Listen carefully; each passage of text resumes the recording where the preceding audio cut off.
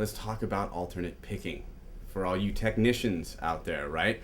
We have done some previous videos regarding this topic. As a matter of fact, I'm sure we've probably filled you up with quite enough brain food regarding it. But I think what is really, really important to talk about is how to practice this stuff with a metronome, right? And use a metronome within our practice to push ourselves to get a little bit better with it. Every Yahoo out there on YouTube, right, is selling you on this technique and doing these kind of motions.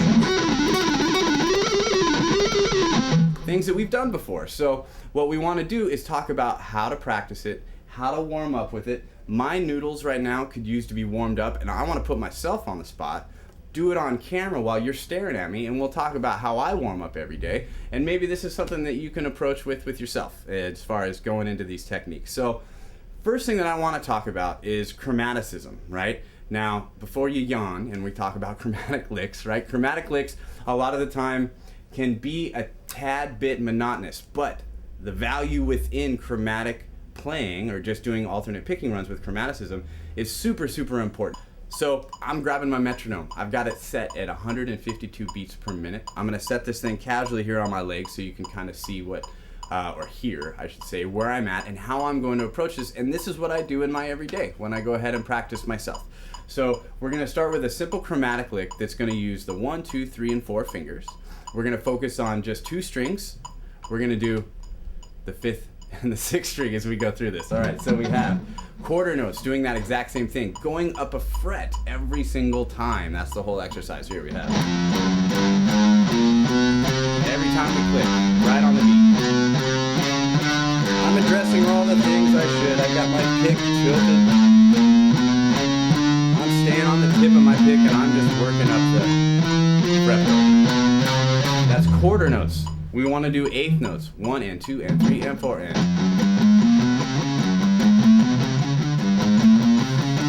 Now you want to think 16th notes. 1E and a 2E and a 3E and a 4E and a, right? When we go through this. Same thing, just going up the fretboard. Now, I oftentimes will make sure that I divide up my string groupings like we've talked about before. Another common term you've heard me say in some of my previous lesson videos, right? Working all these alternate picking techniques within string groupings. I'm gonna move quick because I want to cover a lot. So I'm on the 4th and 3rd string, doing the exact same thing, right?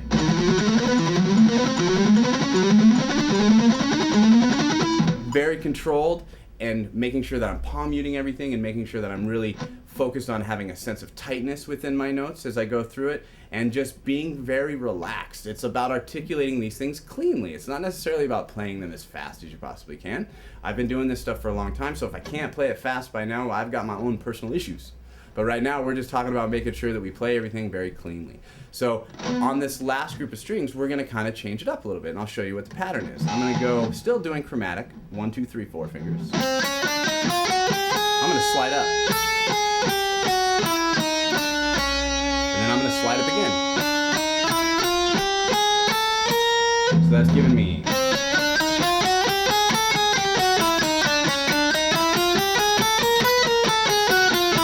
Just that much more to play with my 16th note example in time against 152 beats per minute. It's going to sound like this.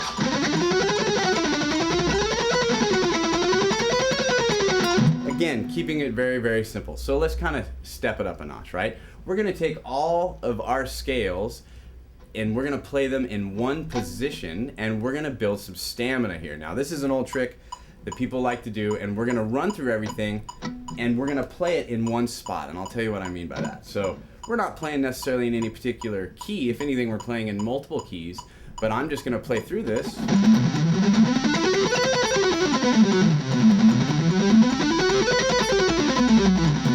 And I'm going to do this 2 times in a row and directly go into my Dorian shape in that same position. After Dorian, I'm going to go directly into Phrygian. I'll spare you the agony of going through all 7 shapes, but for the sense of example, we got it all right here. We have.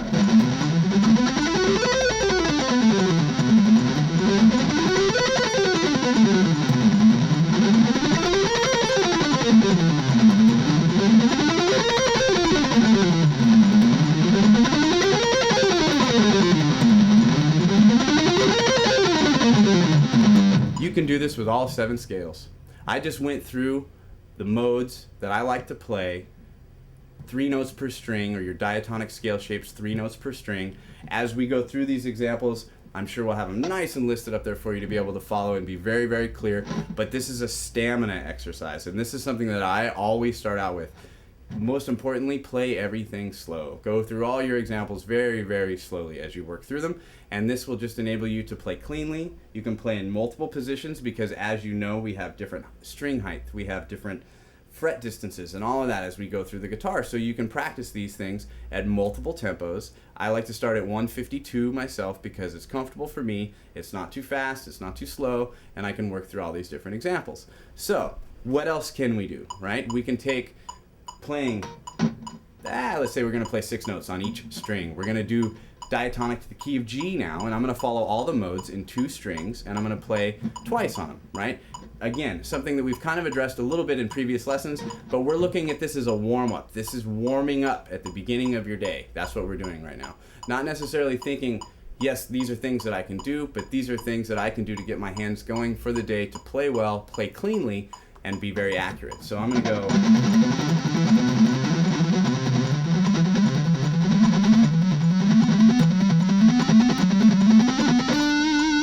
Now, what that is all the scale shapes. I had G major or Ionian. I had Dorian in that position, in the 5th position. Phrygian, Lydian, Mixolydian, Aeolian, and then up here in Locrian. You would do the same thing on each group of strings. And just slowly get looser and looser as you go through these things.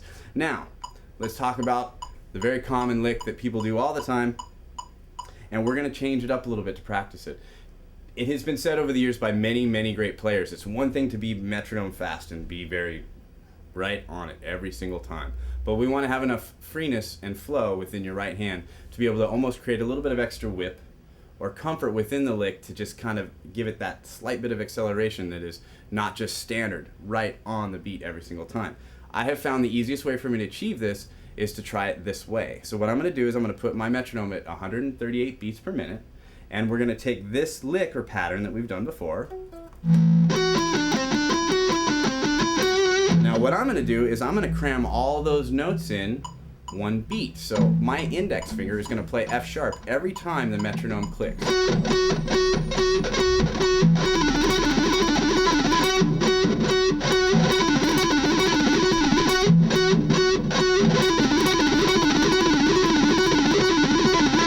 Now I'm playing within the Mixolydian scale shape in G. This one is a bit more for those guys that have viewed probably some of those other previous lessons. So what we're doing here is we're in the Mixolydian mode. I'm starting on F sharp, right? And I'm making sure that I'm getting all of those notes right there on that F sharp. One thing that I want to do too in the middle of all this is I'm going to bring our tempo down a little bit so it's not just intimidating at a faster tempo. I'm going to set it to 100 beats per minute, and let's outline what our lick is, right? So that way we're really comfortable with it, and then we'll apply it and you can hear it at a slower tempo. So what I'm doing is I'm taking my Mixolydian scale and I'm focusing on the D and the G strings. I'm starting with an up-picked motion on my F sharp, then I'm going to the 14th fret on E, I have my D note there on the 12th fret 4th string. Had to think about that for a second. Then I have my C, and I go back up to my returning note. Hey, after all these years, sometimes you stare at the fretboard and you blank out. It just happens. Now look at the motion. I'm starting with an upstroke. That is really, really important when addressing this technique. And that's really, really important to just get the feel for that, because what I've got going on here is I'm making sure that all of those F sharps happen right on that beat of the metronome. Now, we're using muscles. We're not necessarily talking about being the kind of player, we're not writing songs right now. We're not necessarily even writing solos. We're talking about one technique on the guitar that's very common, one of the more common ones that I get asked to do all the time. And you're using muscles, so you know what? Let's pretend like we're taking it to the gym. Let's do things in sets. Your hands react very well to this, right? We're gonna do things maybe in groups of 4 for a moment. I'm just gonna go, hang out for a minute. It allows you to be comfortable. and not just necessarily exhaust yourself over and over again and trip over your fingers. We're just starting nice and slow. So I realize I'm at kind of a different tempo that is a bit accelerated. I'm at 138, trying to cram as much as I can in 12 minutes, right, for this lesson right now. But what I want you to see is that you can do this in any group of string and gradually get faster. I'll start at 138, I'll move it up to 144. Same approach. Change groups of strings, put it in a different spot. It doesn't have to be there all the time, right? We can do this particular shape within Dorian. Just really tight and clean. Right? One variation we're going to add to this, and then we're going to move on and we'll show you one other thing you can do. And this is just all part of my everyday alternate picking regiment that I like to do just to get warmed up.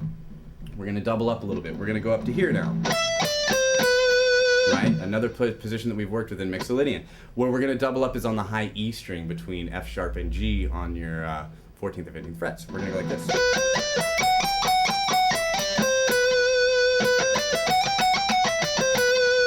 Really cool to work in conjunction with the other way.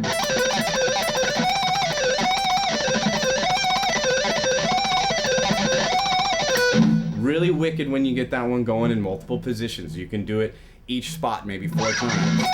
Each spot, I'm saying I'm up in Aeolian. Now I'm going to be up in the Locrian shape. Realistically, we're just diatonic to the key of G. You know, that's what we're essentially thinking.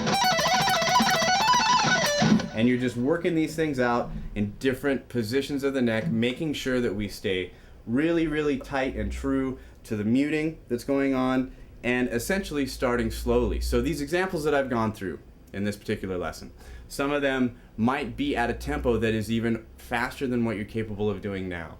Just take what I'm saying and heat it into your playing, and that's just basically, you got some chromaticism you can do. You got some scale shapes that are great to know. Everybody should know those scale shapes. It just elevates you that much more in your playing. You can work those in groups of 2 strings. You can take a common picking practice that's done all the time, approach it a little bit differently. Remember, you're using muscles when you practice these things. It's really helpful to think of it in that regard. And then we got one extra little tidbit that we can add to it. Right? So another one that we can do, because I'm going to play this out here and I'm going to throw a lick here at the end, and I want to make sure I explain everything that's going to happen in this video, is I'm going to take this now. Starting on 15, 12, 14, 15, 14, 12.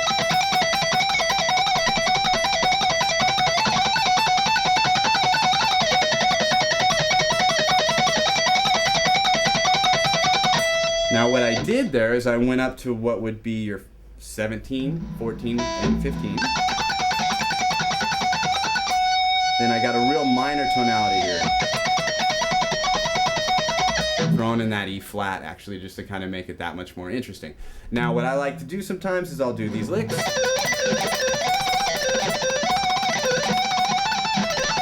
Throw that in. One other little thing you can do, it sounds wicked when you're coming from a high string too.